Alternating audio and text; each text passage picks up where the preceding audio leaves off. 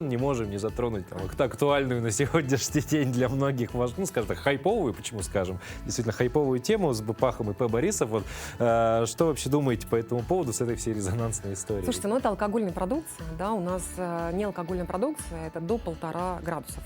Значит, наши депутаты исследовали 5 градусов, это все-таки под алкоголь приходится. И Да. мы должны понимать, что любой алкоголь, он продается в специализированных условиях. То есть они это, значит, избежали.